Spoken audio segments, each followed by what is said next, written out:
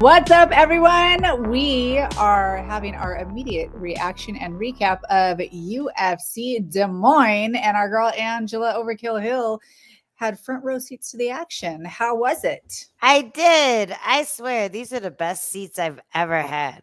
I was like, I am in the front row. I feel like I don't know, superstar. They didn't point the camera at me, but I was there. I was like in the spot right next to where they grease the people up. So I was really tempted to just make faces at the camera while they put the Vaseline on people's faces. UFC royalty. Well, I was looking for you. I did not see you, but I didn't. I should have been more visible. Tate was in my way. Tate was all up in the way when it came to the cameras. You know what? He's lost a lot of weight, but he's still a very imposing figure. He's a wall. Yes. I think he was hating too. He wants all the attention to be on him.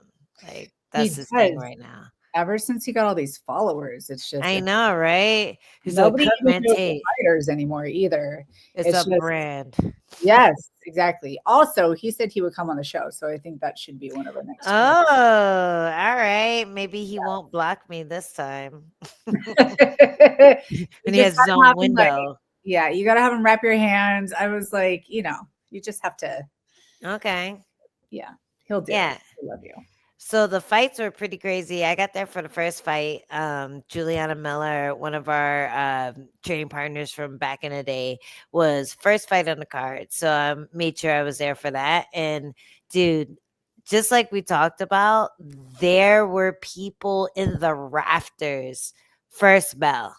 Like, that was exactly what the commentary desk was talking about. Okay. The seats are full. Mm-hmm. It's crazy.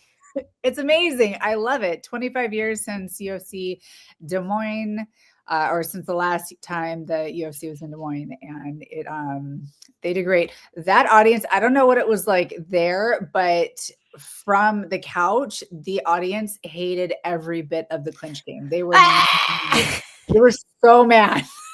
They were pretty mad. Yeah, in Juliana's fight, I realized that they don't care whether it's the American or the other person.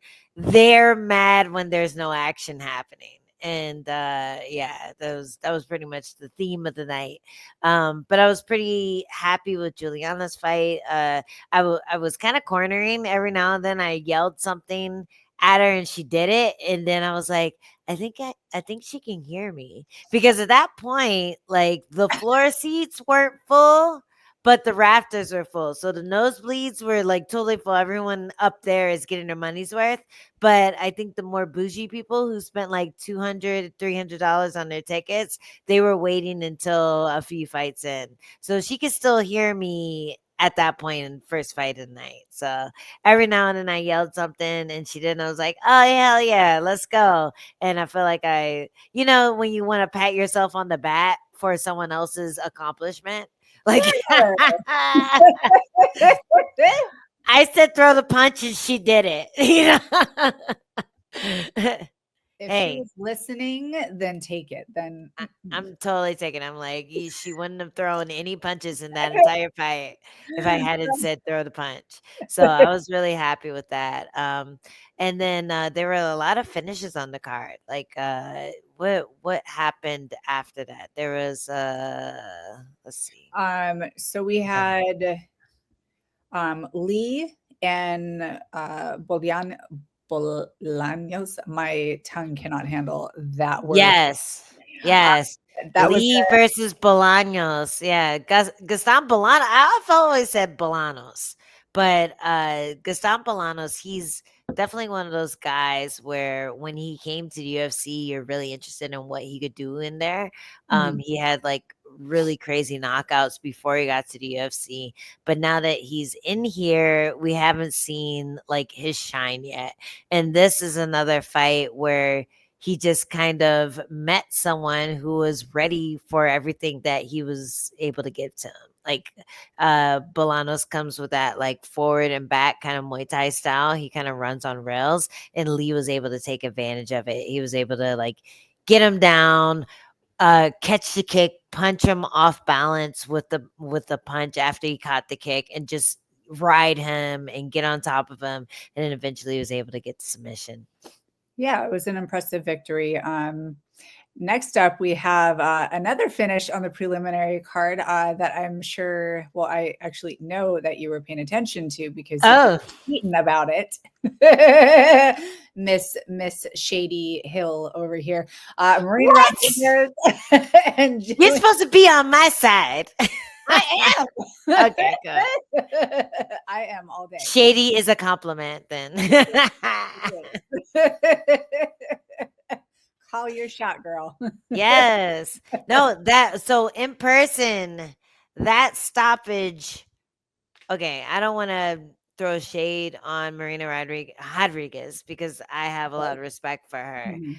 But in person, that stoppage looked like she quit. Like Oh, there were she was stuck, like she was stuck in a bad position. I think she waited a little bit before she started actually trying to get out of that position, and by that time she had taken so many unanswered strikes that the ref had no choice but to stop the fight. But Robertson, she doesn't really load up on her ground and pound. Like her Mhm. ground and pound is just kind of, hey, I'm busy, I'm doing the things, and I'm holding really good position. So I feel like her heaviness on top is more devastating than her actual strikes. And in person it just looked like, Rodriguez is stuck. She knew that if she didn't keep moving that it would get stopped. So she finally started moving, but it was too late. You know what? Marina Rodriguez tends to keep safe and kind of do minimal evasion, and it's worked for her in the past. But in this case, it did not. It also looked like she did not have any sense of urgency, and I think that eventually just the referee picked up on it, and it seemed like she was okay with the stoppage afterwards, and then going on to declare her retirement. So it's I don't know if that was already a decision in her mind, which it seemed to have been, and that could have played into her sense of urgency or her response, like in the fight. Yeah, she just didn't look like she had that pop that she's had in the past when she's looked really good on the feet against people. She's never really had that sense of urgency on the ground. So Mhm. when it did go to the ground, especially in the second round when it went to the ground so fast, I'm like, ah, I kind of know how this is gonna go. She's gonna try to hold, gonna try to do like a BS Ezekiel choke or something to get some space, and it's either going to work or not going to work. And in most cases, especially now that people have seen her tape, it doesn't work anymore for her. So I feel like it's kind of been something that I think most grapplers pick up on and try to take advantage of. And in this fight, Jillian Robertson was really on top of that. She went straight to the takedown. She didn't play around on the feet too much. And she was able to get to those positions where she could just dominate. And against someone like Marina Rodriguez, who is a black belt in jiu-jitsu, she just doesn't like to scramble. She doesn't like to build her base and get back up once she gets taken down. She tries to go for like weird submissions on the ground, weird things that might work in gi or might work, for big people, but you don't really see it that much at our weight class, getting finishes or just being able to get up with the stuff that she likes to throw out off of her back. Sure, there definitely needs to be a little bit more movement when you're going against somebody who their path to victory is a submission, like Jillian Robertson. And I mean, she went out and she did what she has done typically. She goes for that single, she gets him down, she dumps really well, really nicely, so you can't catch her neck. Marina did go for a submission initially, but Jillian Robertson shrugged it off and just like stuck with her game plan. Her path to victory is pretty much the same every single time, so it's no surprise. Marina just didn't have an answer for it. Yeah. So what do you think about my call out? Oh, I loved it. No, I think that's a great one. This puts Yeah. in the top 10, no doubt. So it's a great call out because you've been, just on the outskirts of the top 10, belonging in there. So this would be a great fight for you to also. She's one of the other people that you haven't fought yet. I know, right? So I was in the top 10 after I beat Luana Pinheiro. After I beat Luana Pinheiro, just to explain the call out, I was given the name of Jillian Robertson. I jumped at the opportunity. I thought it was a great matchup for me, and she turned me down. So she turned me down. She instead chose to fight Pinheiro at a later date. And then I fought Tabitha Ricci, who she also fought and lost to. I lost to Tabitha Ricci, allegedly. And I ended up outside of the top 10 after that. So that's why I'm kind of bitter, a little butthurt about the whole her getting ranked ahead of me, her being able to kind of jump ahead and avoid fighting me, all that stuff. I feel like it's a fair matchup. I feel like it's a good matchup for me. And I feel like she was able to avoid something that would have been a little bit of a headache, fighting someone who's more seasoned and fighting someone who is able to deal with the ground game as opposed to someone who just kind of lays on their back and accepts it. So just to explain the call out for everyone else, yeah, she denied me last year, and now I'm trying to get her to bite. Like, hey, you want to do a post fight speech saying you're trying to retire everyone, which is kind of shady because your opponent is retiring right there, right now. Hey, come get the old chick and fight me. So there you go. All right, keep it cute. I think it's Yeah. I think it's a great potential for fight promotion. I think it's a good storyline. I think it's a great opportunity, and I think it's a good matchup. So And you already know my butthole is ready. it is, and she throws those 12 to sixes. She's throwing I my butthole is puckering for the opportunity to snatch up her elbow and twist it. Hit her with the old bah. Give me that shit. You were enjoying the premium drinks at those premium seats. I know Oh man. No, it. I wasn't. This is Silver Ange. This is not Angela Trill. She does not exist. What did you think? We had a lot of finishes. What did you think about Bequoyv versus Loader? Were you able to watch that? Let me pull it up right now. Uh, I only saw the finishing sequence because I was enjoying premium drinks. exactly. No, of course, I paid attention to Bequoyv because he's under our management with Sucker Punch. Yeah. Came on the scene, and we were at UFC, what was it, 311 in LA when he Mm. had his very short notice fight, came on the scene, got a big TKO as he did. And he was one of those fights that I heard people screaming USA, but as soon as he connected with one of those big punches, stumbling Loader, who's I don't know if he's a native, but he definitely went to Iowa for wrestling. Okay. All of a sudden everybody was cheering for him. Like they did Eh. not care if he was not from USA. Yeah, he's out of California despite his ethnic sounding name. I don't know what Loader is. Loader's like from something. But yeah, he's Right. out of California, and yeah, he went to college in northern Iowa. So that was definitely a hometown boy.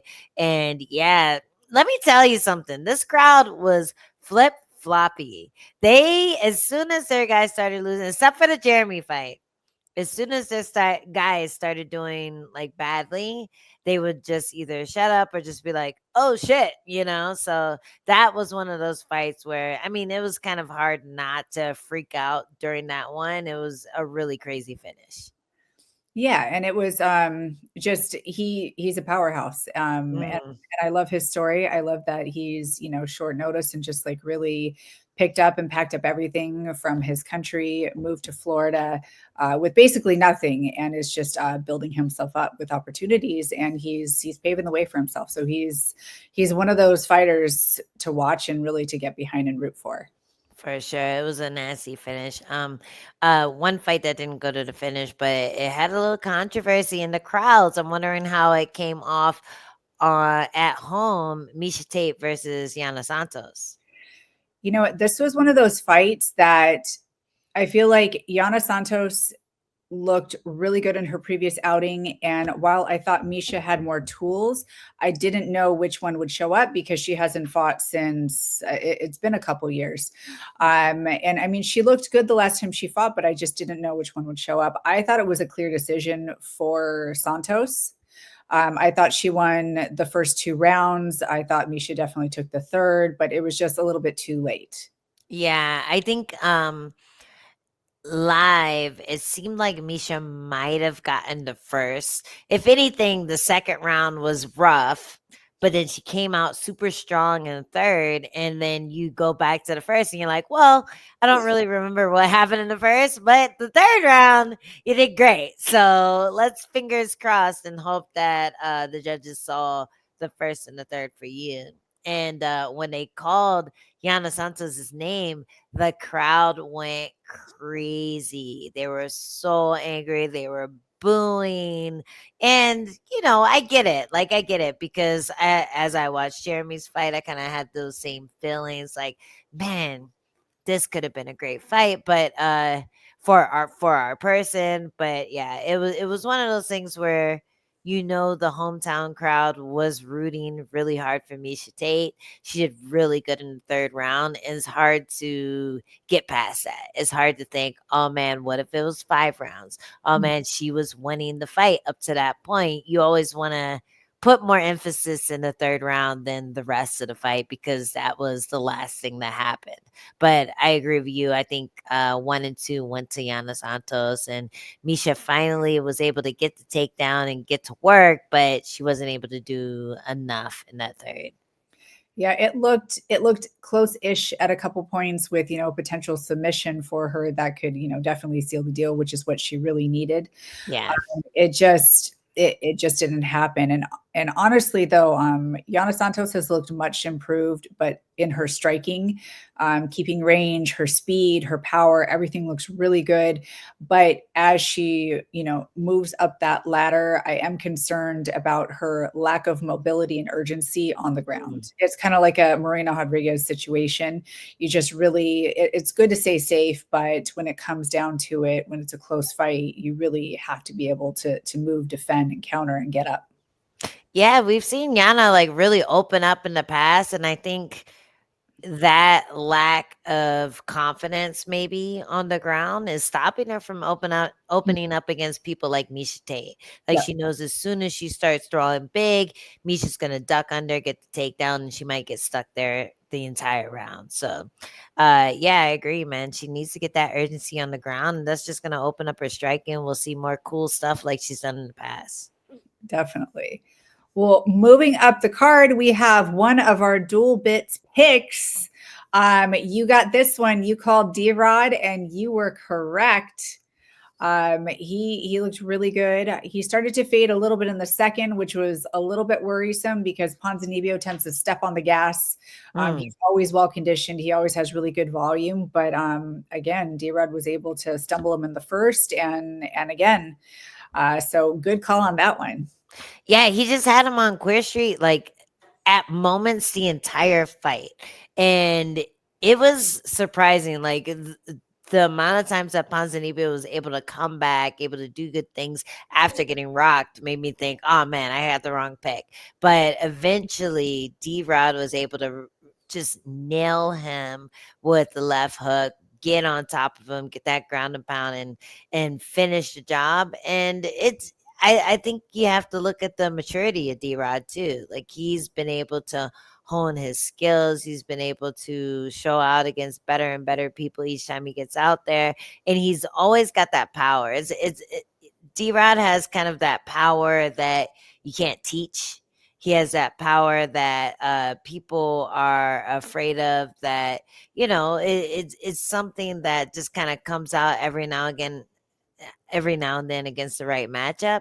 And I think Ponzanibio was definitely the guy where it's like, okay, if he can mature and do land the same shots against someone who's a little more seasoned, someone who's ready for his approach, then we can see him beating better and better people. But I think D-Rod has always been one of those people where you want to see him just start getting those knockouts and start stringing together streaks against good people, but he hasn't quite been there yet. Mhm. Definitely. And I mean, I think that'll come. I think, I think I've seen a little bit more consistency, a little bit more technical ability. He's been working a little bit more with Tyler Wombles, who is somebody I know from Orange County. So I think that since I've seen them start to work together, there's been a little bit more tightness in the technique, just a little bit diversity and dynamic in the striking. So it's cool to see him do what he does. He still threw those knockout finishing punches from his back pockets, though. Dude, it's crazy. It's like that's what he has to do. He just has to get the guy tired enough that he can also drop his hands and throw punches from behind his back. That's the key to his success. It's Hey, crazy. it worked. It worked. Moving on up, we had RDR versus Bo Nickel. What did you think live watching those big knees buckle Bo Nickel? Dude, how did he throw those? He's so awkward. Like I cannot Reina pick de against this Ritter. guy anymore. I have picked against him twice. Can't do it anymore. This proved my point. I got to pick him, and he was But one of our picks. you can't even just use that logic, because you can say the same thing about Bo Nickel. Everyone that he's fought up until this point, he's been able to prove himself against, except for Reina de Ritter. He is just that guy. He had enough expertise on the ground. He was really tricky on the ground. Like it was like a jujitsu Muay Thai approach, which is something that Bo Nickel hasn't had to deal with since he's gotten into the UFC. It was either like the person was really stacked in one area, but not in two. And with this fight, I think RDR's jiu-jitsu experience, I think his submission ability really kept Bo Nickel at bay and made him hesitate, made him not want to go for the big takedowns because he wasn't really sure what was going to happen in the scrambles. And in that hesitation, RDR was able to find the knees, able to find the clinch attacks that got him that knockout. Sure. But in Bo Nickel's last fight, this is another reason why I picked RDR, is because in his last fight against, who's the Scottish guy that he fought? Paul Craig, Paul Craig. my friend. Yes. Because of how he showed up. Adam's homie. Because of how he showed up in that fight, this is why I picked Reina de Ritter, because I thought that Bo Nickel, with his accolades, his power, and his grappling wrestling dominance, I thought that he would be able to do a better job of shutting down Paul Craig, your friend. Adam's homie. Adam's homie. Adam's cousin. Paul Craig. Paul Craig. You got to say it with the rolled R. Yeah, RDR is he's showing some just confidence in putting it together using his skills. He does really have that kind of unusual rhythm with his striking, and just how he imposes his grappling abilities on people. It takes people out of the game, even a dominant wrestler and power striker like Bo Nickel. Yeah. No, it was super good. And what I was thinking, because I also picked RDR, but I was thinking, usually when you approach a problem like Paul Craig and you see, okay, there's a hole in my game, you go back to the drawing board and fix it. And it's hard to do within a fight. Like if you're going to give someone the same exact problem to solve, I feel like you rarely see them solve it within one fight camp. So with this new person who was not only a great grappler but also a great striker, it was a tough cookie to crack. And I think with Bo Nickel, he's been able to I guess, get so many favorable matchups. As soon as he started getting unfavorable matchups, you kind of see his ceiling and whether he's going to sink or swim with those type of people. But I'm not writing Bo Nickel off. I think this was a great fight for a learning experience. And I also think it's hard to learn off of a win. Like, he might have had trouble with Paul Craig, but he's not going to get the same fire lit under his butt to fix those problems if he won the fight. Now that not only did he lose, but he got knocked out, he's going to see the importance of fixing those holes, shoring everything up, and getting ready for the next guy. For sure. All right, moving on up, we have Corey Sanhagen and Davison Figueredo. We also picked Corey Sanhagen to win. I think we both picked him to win by decision, but it's technically a TKO. There was a really unfortunate knee injury. Figueredo kept going for legs this whole fight. Every time he went for a leg, he ended up on bottom and in kind of a precarious situation. This one was more of a 50-50 situation and ended up popping his knee as Corey Sanhagen came up. It was pretty unfortunate. But again, I thought that Corey would continue to dominate, probably even end up getting a finish at that point, the way this fight was going and the tempo. But still, good win, unfortunate circumstances. Yeah, it was weird that it ended that way, seeing as how Figueredo was going for the leg so much. It was almost like he wanted to heel hook him before his knee popped out. You know what I mean? Like like it was weird that he was putting himself so deep in leg locks, and then it almost seemed like an accident that his knee got compromised in a scramble. You know what I mean?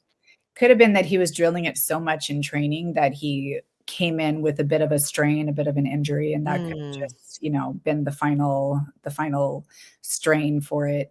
But it was a weird game plan. I think maybe just from an outside perspective, he may have anticipated being put on his back a lot in this fight.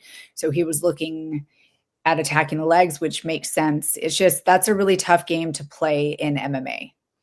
Yeah, super tough. Every time he went for that leg lock, and Sanhagen started punching him in the face, I was like, that's why you don't go for leg locks in MMA, because even if you get super deep and super on it, you can't get that final bite without eating 4 or 5 punches to the face, 4 or 5 hammer fists. So it was a gutsy performance from Figueredo, but man, like, why? I feel like there's something deeper as to why that was the route to take, because there seems like there's so many options. Like, Figueredo's good at so many things. He's fast. He has power in the hands. He can go for his own takedowns. He has great jiu-jitsu. Why did you choose to do the most vulnerable version of attacking versus Corey Sanhagen?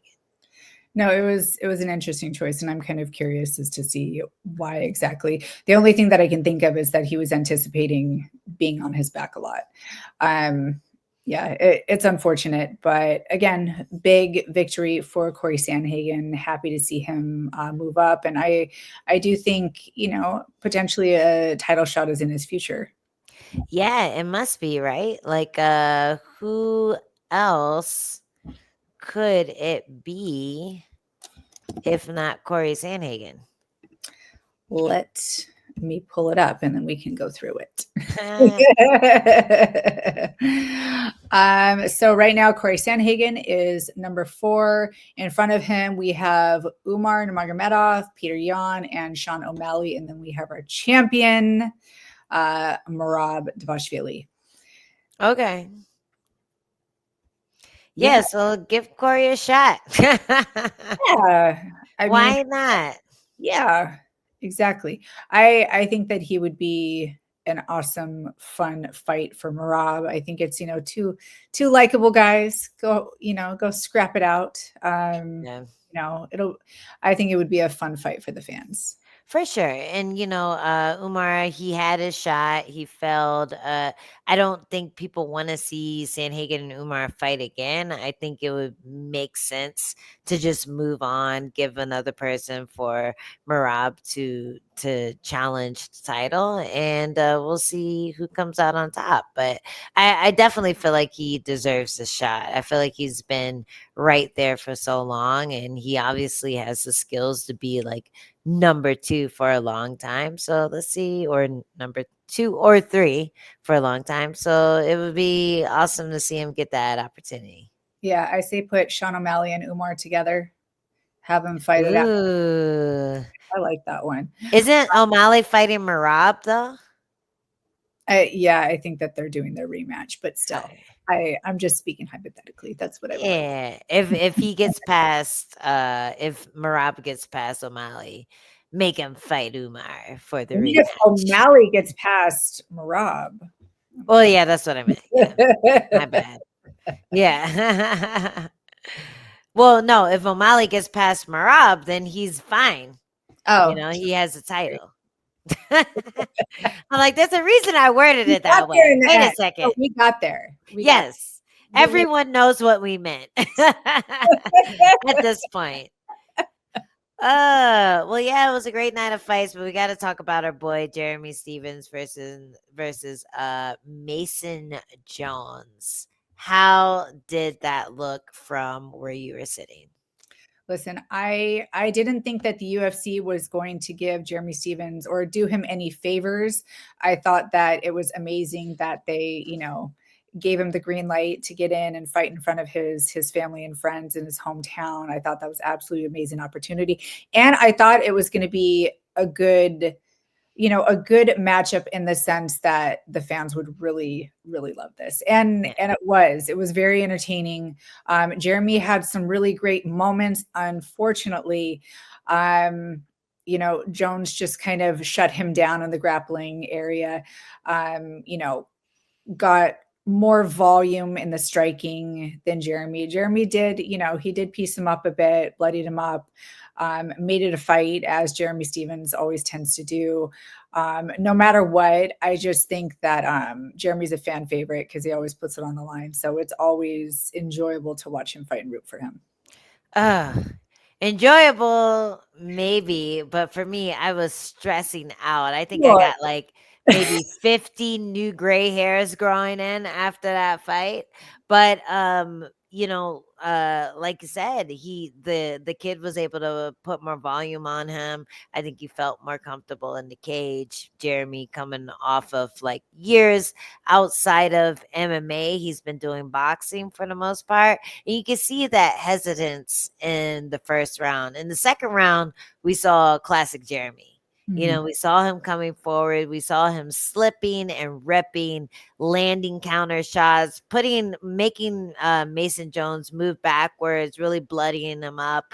But he was taking damage as well. And then in the third, even Mason Jones admitted it. He had to seal the deal. He wanted to take it out of the judge's hands. Or not take it out of the judge's hands, but take it out of Jeremy's hands. He didn't want the chance of Jeremy hitting him on the head and finishing the fight. So he played it safe. He went for the takedowns over and over again. And you could just tell that this is an area that Jeremy hasn't had to deal with in a few years. So it was really kind of heartbreaking to see it in that way. The second round was so exciting, like the bloodthirst and all the fans, all the Iowa fans especially wanted to see it go down like that in the third as well. But it was smart to play it that way. It was smart to go for the takedown, to stay on Jeremy's back, to just kind of nullify him and play it safe on that third round. And it ended up getting him the win. It ended up getting him a lot of boos from the Iowa fans. But I think the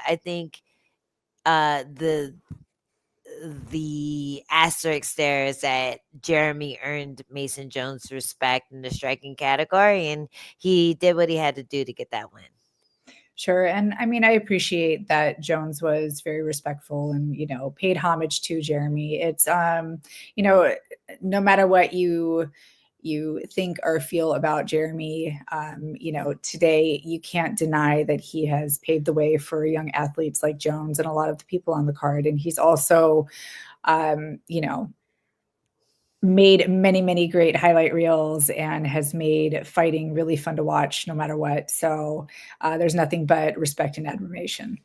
Yeah, a lot of Mason Jones highlights look similar to Jeremy's. The punches from the back pocket, the big uppercuts, the big head kicks. Like he really loads up on everything he throws. And when I was watching a little bit of video of Mason Jones, I suddenly had the realization, oh, okay, this is why they made this fight happen, because this kid is on a tear. He's coming back into the UFC. It's still someone who Jeremy can get a win over, and it's going to be bloody and exciting if it stays on the feet. So it was a great fight for Jeremy to get back in there, to be in front of his hometown. The crowd was going crazy the entire time, even when Jones was on his back going for takedown after takedown, mat return after mat return. The crowd was screaming USA, USA, freaking out every time he was able to break the grip and get back to his feet.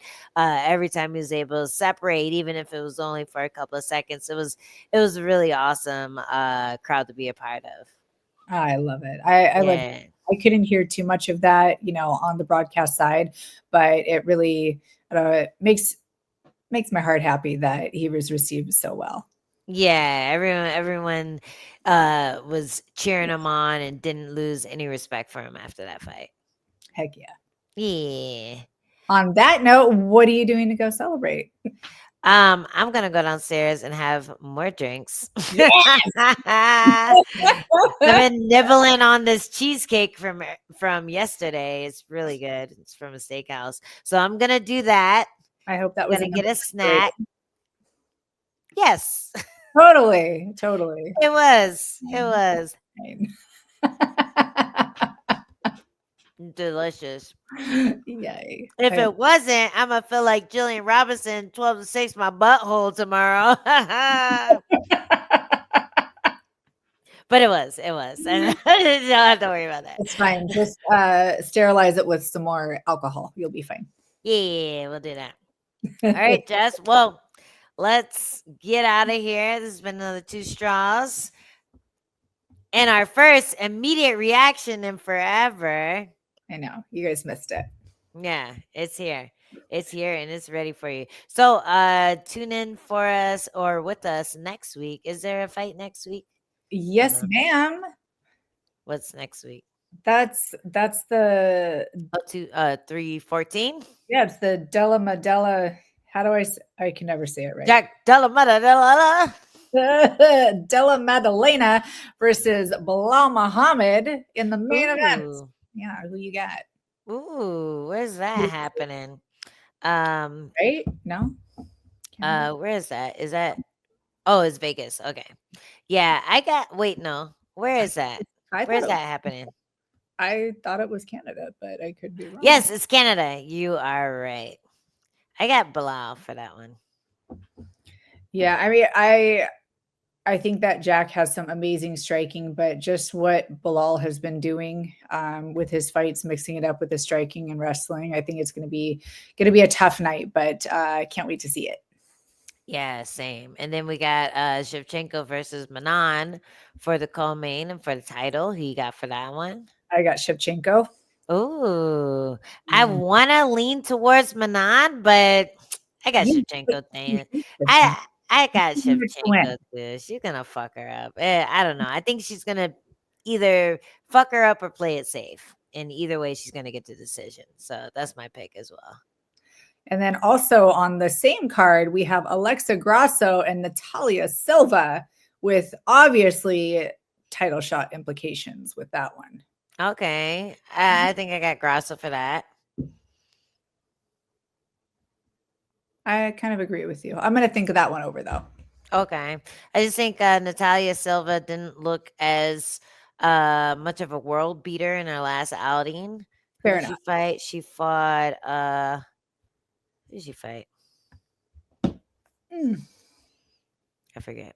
But yeah, I wasn't super as impressed with her as I was in the past. So I feel like Ross is going to be able to get one over on her. But we don't know. She's on a streak. She's looking good. She could be even better than last time we saw her. Absolutely. Well, we will be recapping at our normal time on this one or on that one, but this was definitely fun. I hope you enjoy your night. Lots of celebrating. Make sure to hydrate properly. Take your electrolytes. Don't end up with too much of a hangover. I will try. All right. I will see you soon, and I'll see you guys next week. This has been another Two Straws. We'll see ya. Bye. Bye.